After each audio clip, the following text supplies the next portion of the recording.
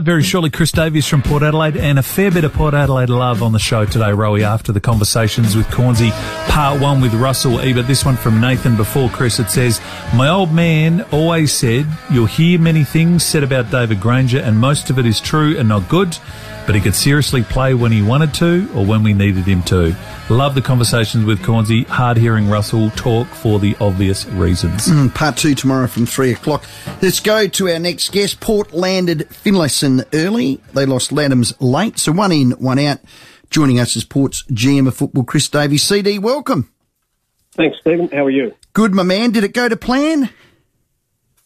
Yeah, largely, yeah. So obviously we knew that there was a chance that Pete would want to get out, and on that basis we were happy to get Jeremy Finlayson into the club as well. So and also to move up the draft order, which was one of the things that we went into the period wanting. Yeah, I think that could end up genius if you get the man you want. I'll ask you about that shortly. So Peter Laddams, you gave a future third and you slid 4 places down to pick 12. Some say, so-called experts, I'm not one of them, CD, because I think it's a great trade, that Sydney had the massive win with this. Can you explain, in your eyes, to the members, the reasoning behind that strategy of sliding 4 places? Yeah, so that was the cornerstone of what we wanted, ultimately, in any deal that included Peter leaving the club. We were pretty clear from minute one that something in the first round needed to be, coming our way. So from a recruiting and list management perspective, I think our guys are suggesting that change from 16 into 12 with where the bids on the other players will come in the draft is a pretty significant cliff that we were most interested in. So, look, I get everyone's going to have an opinion on who's done well and not through the trade period. Yeah. We saw that as the important part. To get a future third is obviously, gives us some additional flexibility as well next year. But, right now, really looking forward to the type of player that we can get at that sort of pick, and it'll be up to the club and our recruiting staff now to make sure that we maximise it. Your talent list, you'll have it. So obviously your man, you think, will be there at 12. He wasn't going to be there at round 16 is the reasoning behind it. Who is it? Is it a local lad? No, well, look, there are some locals in our talent order, definitely. We tend to operate in groups of players rather than specific types. Albeit, at various points we've obviously traded for specific players when you consider what we did for Connor a few years ago. But generally speaking, we've got a group of players in and around that pick that we think, who will be there at 12 but won't be there at 16, which, for us, we're saying is of significant benefit to us. But, we'll get to draft night. We've had a history of coming up the draft order on draft night, and we've also, potentially moved back in the draft order if need be, if we think that there are a number of those players in our list that are still going to be there at whatever pick we trade for. So, I think it gives us a whole heap of flexibility on the night. So when you say groups of players, that's types of players, or is it the talent of players? So it could be a ruckman, it could be a midfielder, a forward, a small forward, and a whatnot. Because I look at the types of players that maybe you might need is someone that's got an elite leg that can run and carry and get the ball inside 50. And there's a lad by the name of Nasiah Wanganeen Miller that I think would be perfect for you guys, CD. So can you explain the types and talent?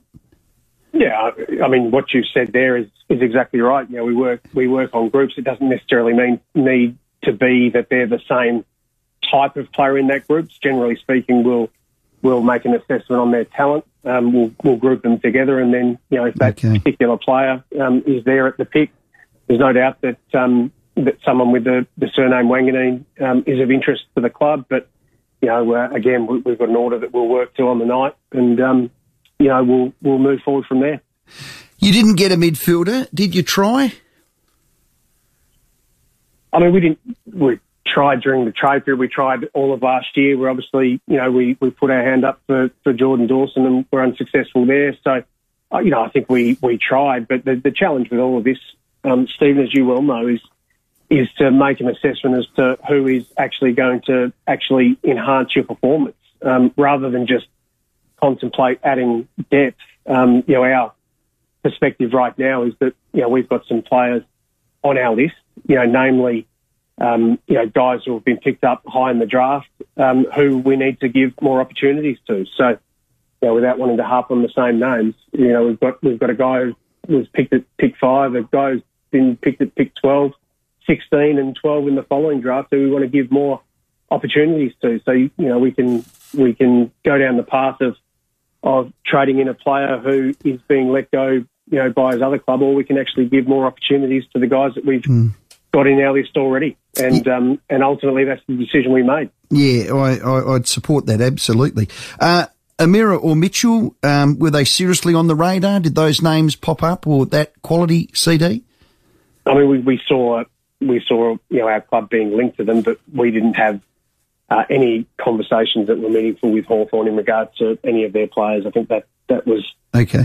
One of those things during the trade period which gained some legs without necessarily having a great deal of basis behind it. Yeah, speculation. That's what I hate about it. No interest in Sam Powell-Pepper. Did he want to go? Was he happy to go? Could you talk us through SPP? There was some interest in Sam, but not at the level that we thought we were willing to move him on for. So, Sam's great consideration, I think, was whether he was going to play in the particular position that he wanted to or not, and ultimately he's made that decision to stay with the club, and he's now got a challenge in front of him, which will be to come back to pre-season in the capacity that we need him to in order to continue to put some pressure on those midfield spots.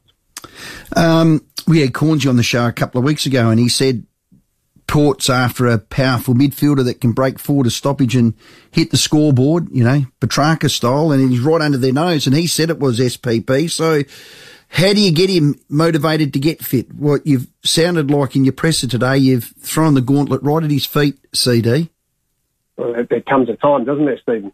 So, from my perspective, that's exactly where my headspace is at. We've got a guy on our list who, with the right application and commitment can help us out. So that'll be Sam's opportunity from here.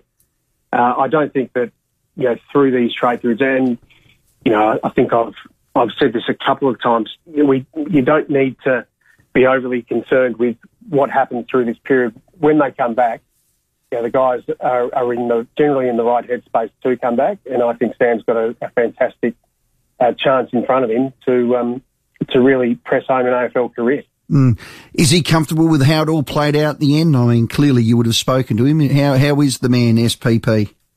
Yeah, no, look, he's spoken to a number of us through the trade period. He's really clear on what we expect of him, as he was when we had our exit interview with him as well. It's really important through that period to align, what you think the outcomes need to be. And Sam's in a spot now where he's coming back to Port Adelaide, and we'll support him with what he needs to be a good player for us at AFL level.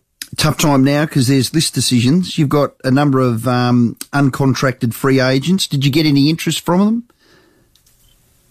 Well, the guys who are uncontracted, in fairness, probably not. We'll make final decisions on who we want to delist from here probably over the next 24 to 48 hours, and we'll obviously be communicating that publicly once those decisions are made.